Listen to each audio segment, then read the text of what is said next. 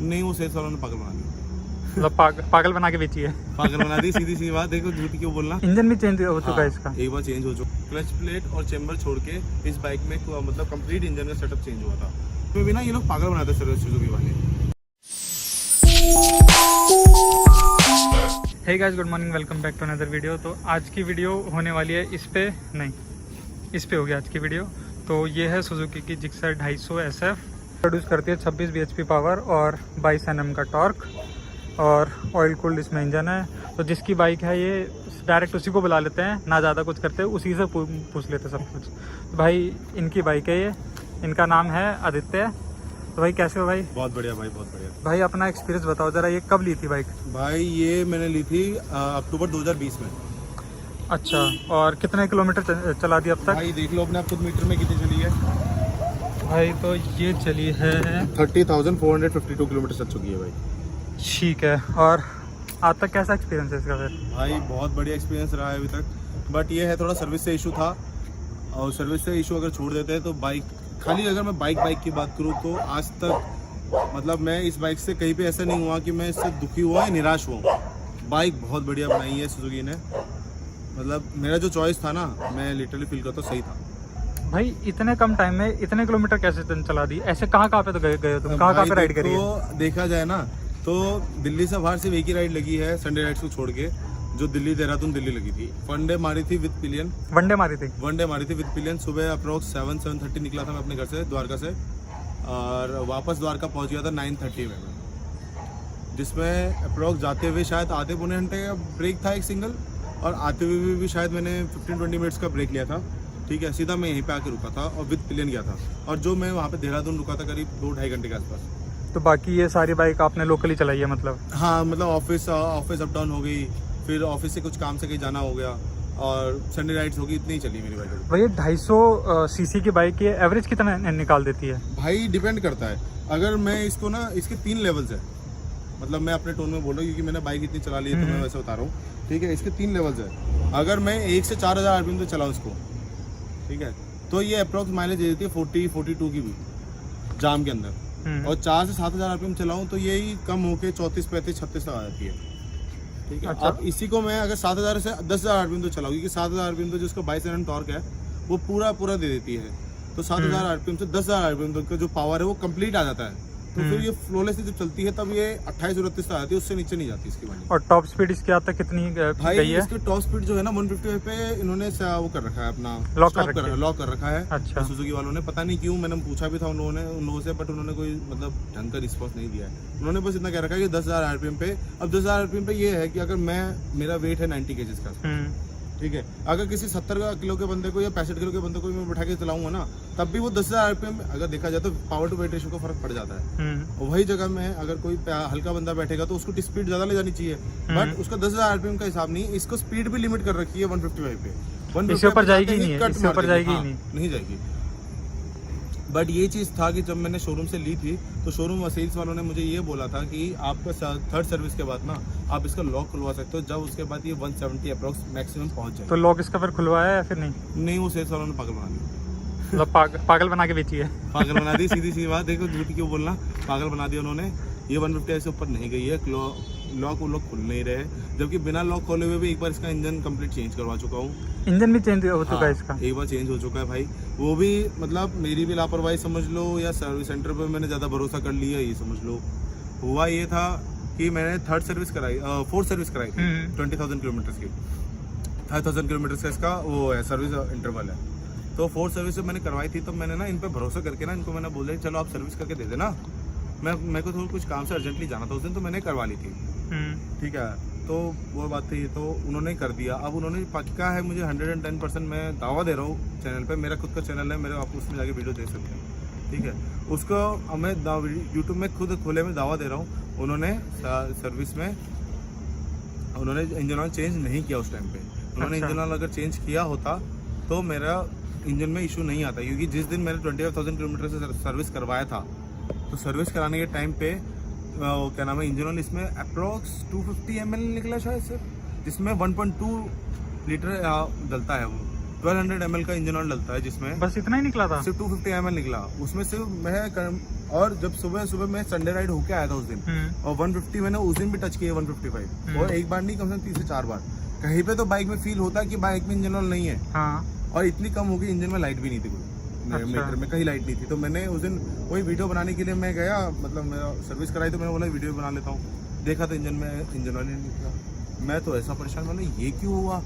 और सुबह हम लोग जब राइड पे गए थे तो एक भाई थे हमारे गाड़ी में, उन्होंने वीडियो बनाई थी। अगर मेरी बाइक में इंजन ऑयल खा रही है, मेरी बाइक सपोज कि मेरी इंजन ऑयल खा रही है, जैसे इन जनरल होता है कि बाइक इंजन ऑयल खा रही है, इंजन ऑयल खाती है, तब क्या होता है कि आपका इंजन स्मोक देता है, एग्जॉस्ट के थ्रू स्मोक आता है। तो उस बंदे ने वो वीडियो बनाई, एक नहीं कम से कम 4 से 5 वीडियोस है, ठीक है। अगर आप चाहें तो एक वीडियो का मैं आपको वीडियो का एक शॉट दे दूंगा, आप अपने चैनल में डाल सकते हैं, ठीक है।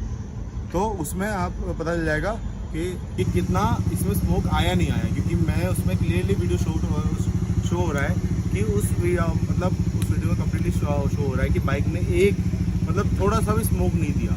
मैं एकदम से थ्रोटल दूंगा, स्मोक तो आएगी ना, ठीक है, स्मोक नहीं आया बिल्कुल। तो मैंने उनके पास जाके सीधा मैंने बोला, मैंने ये क्यों हुआ।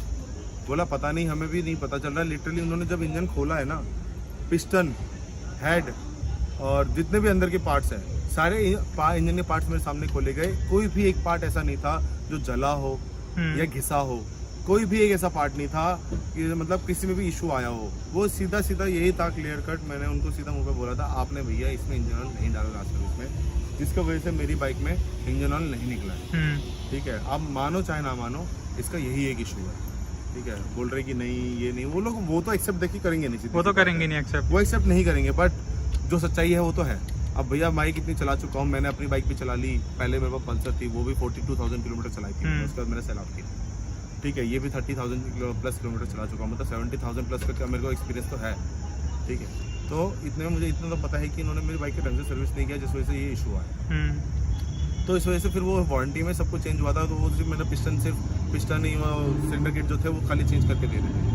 बट मैंने क्या किया, मैंने बोला नहीं, आप पूरा सेटअप जो चेंज है वो करो कंप्लीटली, हेड से लेके नीचे तक।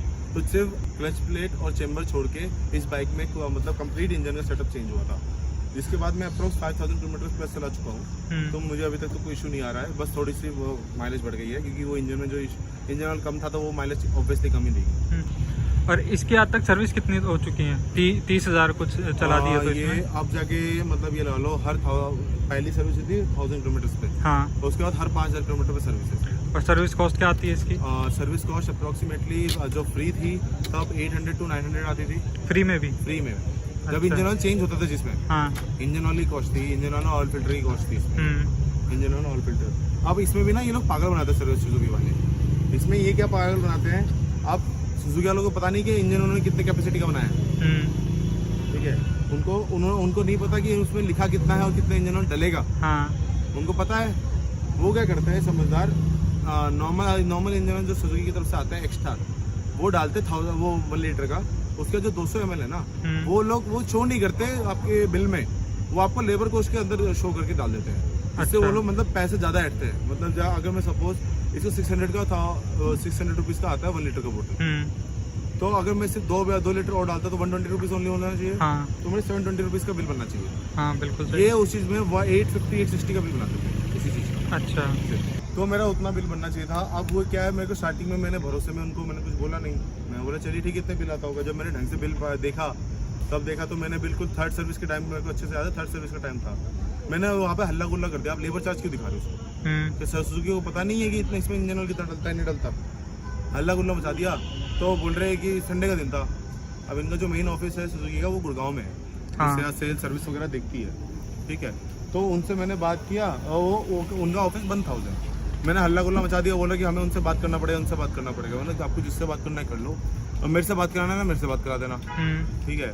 अब जब तक इनको नहीं हड़काओ ना, तब तक ये लोग सुनते नहीं है। तो जब मैंने ऐसा बोला तो उन्होंने बोला ठीक है, उन्होंने पता नहीं कहाँ बात किया, बोला ठीक है आपको 60 रुपीज़ जैसे मतलब जो बनता है उस हिसाब से हम कर देते हैं, और पहले कर लेते, इतना बोलने नहीं पड़ता मुझे। सही बात है। तो ये इशू आया था। बाकी तो देखो अभी उसके बाद सिर्फ मेरे इसमें कुछ ज़्यादा कुछ चेंज होता नहीं, कूलेंट वगैरह डलता नहीं, ऑयल कूलर सिस्टम है, तो सिर्फ engine oil filter, air filter change होता है। और एयर फिल्टर में हर सर्विस में मैं हर 5000 किलोमीटर से चेंज करा देता हूँ कि ये ब्रीथ अच्छी तरह से कर पाए, बस इसी के लिए मैं करता हूँ। और ज़्यादा कॉस्टिंग भी नहीं है, 150 से 180 के आसपास की कॉस्टिंग होती है। 150 से 180 कॉस्टिंग पड़ती है, तो ज़्यादा एक्सपेंसिव नहीं है। अगर हर 5000 में मैं अगर एक्स्ट्रा ये चार्ज पे कर रहा हूँ तो कोई ज़्यादा एक्सपेंसिव नहीं है, तो इसलिए मैं हर बार चेंज करा देता हूँ। भाई जब ये बाइक ली थी तो कितने की पड़ी थी अप्रॉक्स? भाई ये मेरे को पड़ी थी ऑन रोड 2,04,000 दिल्ली में? On road Delhi. तो 2,04,000। 2,04,000 में और कोई बाइक नहीं देखी? भाई देखी थी मैंने, R15 सोची थी, V3 आ रही थी तो V4 तो आई नहीं थी, ठीक है। ड्यूक 250 सोची थी, बट बात ये थी मैं पल्सर से अपग्रेड कर रहा था। हाँ। तो मैं सोचा था कि 150 में चला ही रहा हूँ तो 150 से थोड़ा ऊपर जाया जाए। तो डोमिनार भी तो आ रही थी? डोमिनार आ रही थी, बट डोमिनार का सबसे बड़ी बात थी वो 400 सीसी है, तो मेरे को अब देखिए चुका है कितना किलोमीटर में क्लॉक कर चुका हूँ। हाँ। ठीक है, क्योंकि पल्सर भी अप्रोक्स मैंने 2 साल चलाई थी, 2 साल में 42,000 किलोमीटर चला चुका था, तो मुझे पता था अपनी रनिंग का कि मेरी रनिंग कितनी होनी नहीं है। अच्छा, ठीक है।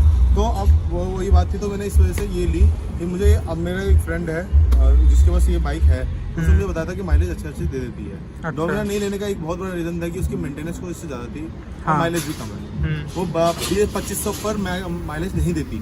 मैं जैसे रफ चलाऊँ कुछ भी कर लूँ, क्योंकि मेरा थोड़ा हाथ रफ भी चलता है, तो वो 2200 या 2500 पर मेरे को माइलेज नहीं देती, जहाँ पे ये मेरे को 35-36 निकाल के दे रही है। तो मैं रेगुलर बेसिस पे चलाता हूँ ना, तो मुझे ज़्यादा फर्क पल्सर से पड़ा नहीं। पल्सर भी इतनी माइलेज देती थी मेरी, ये भी इतनी दे रही है।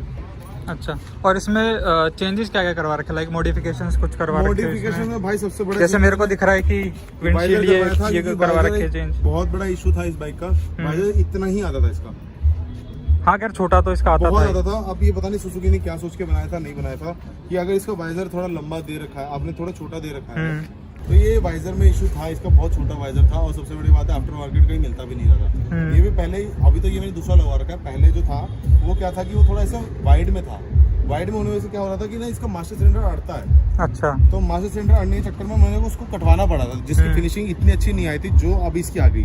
सेम देखा जाए तो ये पहले से कटा हुआ है, फिर कटा हुआ है? नहीं, ये कटा हुआ है, शेप दोनों का सेम है, बट ये बाइक के हिसाब से कटा हुआ आया है, वो कटवाया था। हाँ, तो इसकी जो फिनिशिंग आई है वो उसमें नहीं आई थी। अच्छा। अब ये और क्या करा रखा है? ये था कि ये थोड़ा लंबी देते, क्योंकि आप फुली फ्लेट बाइक बना रहे हो, विंड्स की नीति से दे रहे हो, एयर ड्रैग कैसे करेगा बंदा? सही बात है। ठीक है। अब सेकंड चीज जो मैंने इसमें चेंज कराया, बाकी तो फ्रंट में कुछ नहीं कराया, जस्ट ये इंडिकेटर चेंज कराया है, क्योंकि जो साइड वाले नॉर्मल इंडिकेटर्स थे वो बल्ब वाले, तो उसमें क्या था, वो एक बार जला के दिखाना, ये भी चलते फिरते टूट जाते थे वो। अच्छा। वो चलते फिरते टूट जाते थे, तो वो मुझे बड़ा इशू लगा इसमें, तो इसलिए मैंने वो हटाई दिया। 2-3 बार मैंने चेंज कराया था, मैं परेशान हो गया था कि हल्का फुल्का कोई भी आप साइकिल से भी गिर जाए या चलते फिरते पैर भी लग जाए किसी का ना, तो भी वो गिर जाता था। बहुत हल्के बनाए थे, तो मैंने वो हटा के ये लगा लिए, तो मैं सेटिस्फाइड हो गया। उसके बाद जो मैंने लास्ट चेंज किया है वो है ये टिल्ट आईडी, जिसमें मैंने इंडिकेटर से एलईडी लगवा दी, क्योंकि इसमें एलईडी आता नहीं, इंडिकेटर नॉर्मल वाले थे, तो मैंने इसलिए इंडिकेटर में एलईडी लगवा दी बस। और मैंने अभी तक इसमें कोई चेंज नहीं किया, और कुछ भी चेंजेस नहीं करा? नहीं, मोटिवेशन के नाम पर कुछ नहीं किया। और टायर इसके अभी तक स्टॉक ही है या फिर? नहीं, मैंने टायर चेंज कराए हैं। पहले एमआरएफ आते थे रेव्स, 110 फ्रंट में थे और 150 पीछे थे। अभी इसमें मैंने अपोलो अल्फा H1 लगवाया है, जो आगे पीछे दोनों सेट लगवाया था मैंने। 22,000 किलोमीटर खत्म हो गया था। अच्छा। तो ये फिर इस बार मैंने ये बहुत लोगों से रिव्यूज लेके ये लगवाया था, बट मैं सेटिस्फाइड नहीं हूँ, इससे भी नहीं हूँ। फ्रैंक मैंने सेटिस्फाइड हूँ। एमआरएफ से ज्यादा सेटिस्फाइड था मैं, मजाक से हटके, क्योंकि ये अगर देखा जाए तो स्ट्रेट लाइन में ठीक है, बट जहाँ पे भी थोड़ा रेती टाइप आ जाए या फिर थोड़ा सा कंकड़ टाइप भी आ जाए ना, वहाँ ये ग्रिप छोड़ देते, बिल्कुल छोड़ देते, बिल्कुल जीरो। थोड़ा रेत भी आ गया, कुछ भी आ गया यार, कहीं पे भी हो आप, जैसे कोई माउंटेन्स वाली जगह है, वहाँ पे थोड़ा बहुत रेत हमेशा रहता है, वहाँ पे ग्रिप ही नहीं पकड़ेगी बाइक, तो फिर तो कहीं भी आपको नुकसान ही है। आप इसको लेके मैं हर टाइम ट्रैक तो करूंगा नहीं, क्योंकि साफ रास्ता मिलेगा। तो इंडिया है, सबसे बड़ी बात है, हर जगह साफ रास्ते नहीं मिलते हैं, मोस्ट ऑफ द टाइम आपको रास्ता खराब ही मिलेगा। खराब नहीं मिलेगा तो ये देखो यहाँ पे मिट्टी है, अब ये मिट्टी भी नहीं झेल पाती है। अच्छा। ये उसमें भी ना कई बार ना इससे थोड़ी मोटी होगी ना, तो ये छोड़ देगी, तो स्लिप कर जाती है, बिल्कुल ग्रिप छोड़ देती है। तो फिर इसका नेक्स्ट अगला कब चेंज कराना है? भाई अभी जैसे ही खत्म हो जाए, मैं तो दोनों जल्दी खत्म हो जाए चेंज करूँ। मैं तो सोचा था कि स्टार्टिंग में चेंज करा लूँ, बट मेरे को इशू ये आ गया, 3 पंचर हो चुके पीछे वाले टायर में अभी तक में, और कितनी चली, शायद 8,000 किलोमीटर चली। 8,000 किलोमीटर में 3 बार पंचर मेरा हो चुका है। पता नहीं क्या टायर दिया था जब जिससे लगवाया था, और बहुत लोगों से पूछा था तो उन्होंने बोला शील बेड़ी टायर है, कील भी नहीं जाते अंदर। 3 कील निकल चुका मैं क्या पता नहीं टायर थे। मैं तो सोचा था कि अगर स्टार्टिंग में मैंने जब चलाया ना करीब 200-300 किलोमीटर में, समझ गया था मैंने कि इसके औकात क्या है। मुझे मजा नहीं आया था, तो मैंने सोचा था कि इसको ना मैं मतलब बेच दूं और मैं मिस्ट्री लगवा लूँ, रोड 5 मैंने सोचा था। बट फिर पंचर निकल आया उतने दिन में, मैं बोला लो सोने में सुहागा हो, इसलिए मैंने वो है। अच्छा। बाकी अभी एक कॉस्टिंग आ रखी है इसकी, जो अभी तक में ना मतलब 30,000 किलोमीटर में अब जाके चेंज होगा, जो मेरा चेनसेट है। अभी तक पता नहीं, जिक्सर में बहुत लोगों ने 18,000 20,000 किलोमीटर मैक्सिमम चलाया, 22,000 चला दिया।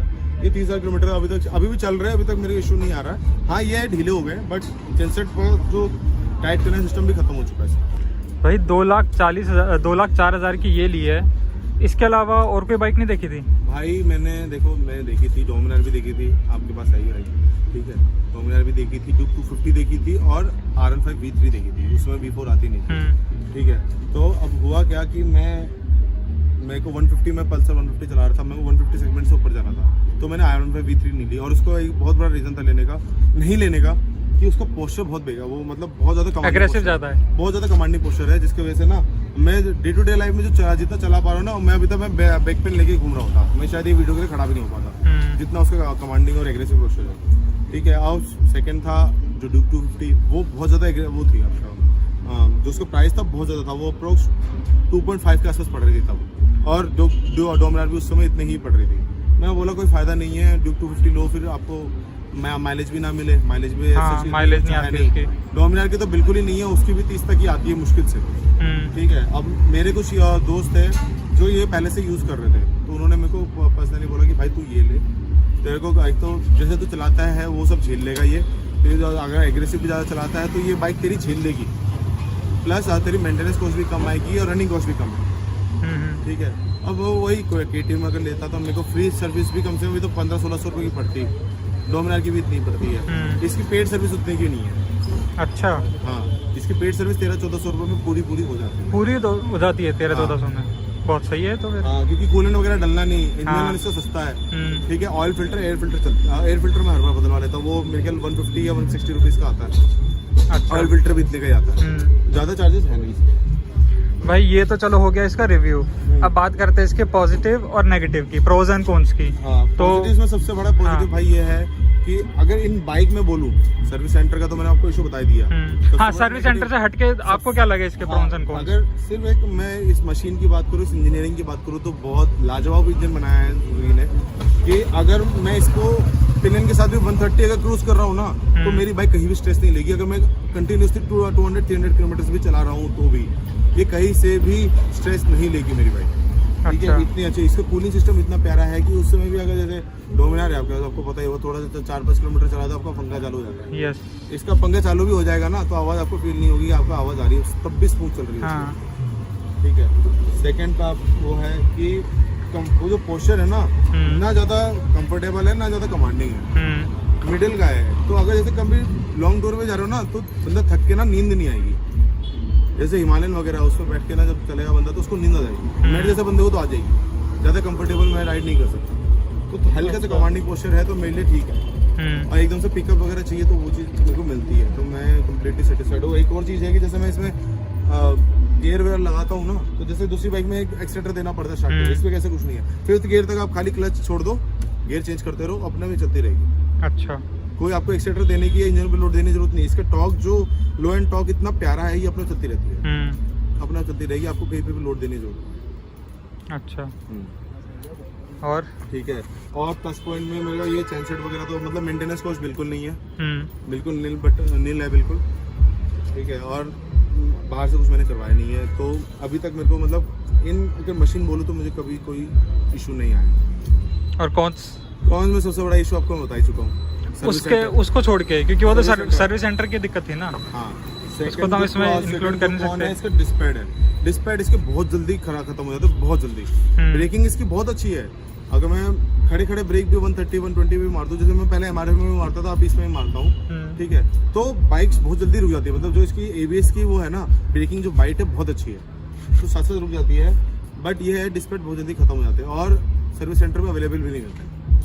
अच्छा, इसका भी सामान नहीं मिलता कई बार? नहीं मिलता, बहुत इशू आता है, इसकी सर्विस सेंटर नहीं मिलता। बस हाँ, ये फायदा है वाइब्रे की सेटअप लगे हुए कंप्लीट, और वाइब्रे एक कंपनी को नहीं बहुत सारी कंपनी को देता है। हाँ, मेरे डोमिनार में भी वही है। हाँ, तो मैं दूसरी कंपनी का लगवा लेता हूँ, जैसे पीछे पल्सर 220 का लगता है, हाँ, आगे पैशन एक्स प्रो का लगता है। अच्छा उतने का लगता है, तो वो है कि अब वही है, मेरे को जो बहुत जल्दी घिसते हैं तो ज़्यादा, अब मैं कंपनी से वही चीज़ लगवाऊंगा जो पीछे वाला ब्रेक है वो कंपनी वाले 1100-1200 रुपया देते हैं, वही मैं पल्सर का लगा लेता हूँ। ओरिजिनल बाई ब्रेक है वो 280 या 320 के पड़ता है मुझे, अच्छा, ऑन MRP।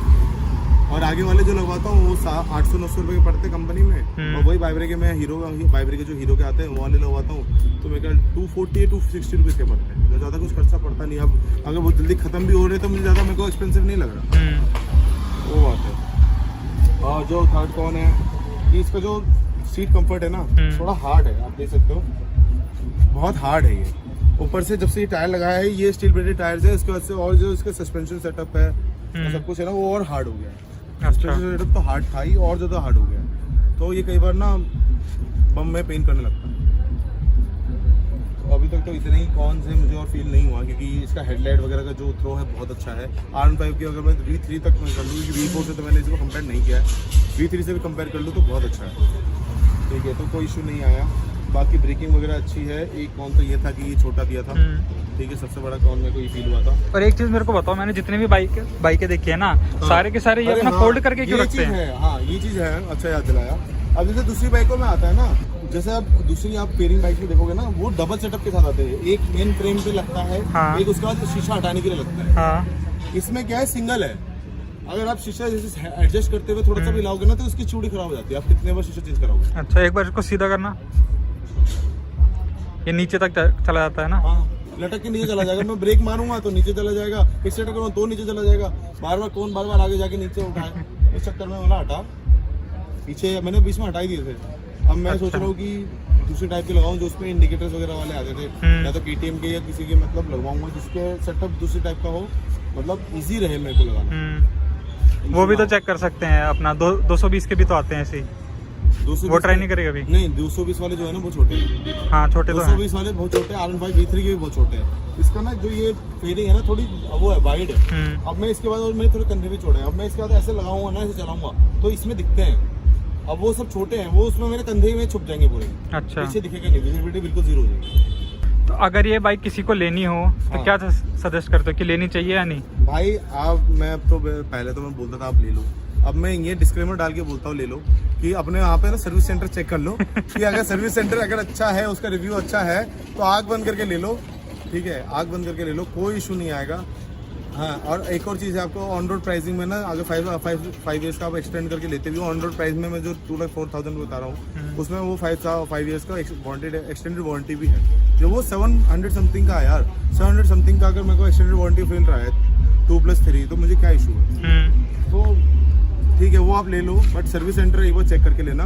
वैसे बाइक में कभी कोई इशू नहीं आएगा आपको, अगर सर्विस सेंटर में भी अपने आंखों के सामने काम कराते हो। तो भाई फिर इतना ही था आज की वीडियो में, और ये अगर किसी को लेनी है तो ले लेना। वैसे हम भी सजेस्ट करते हैं कि ले लेना अगर सर्विस सेंटर अच्छा है तो। तो चलिए फिर ख़त्म करते हैं इस वीडियो को। Good bye.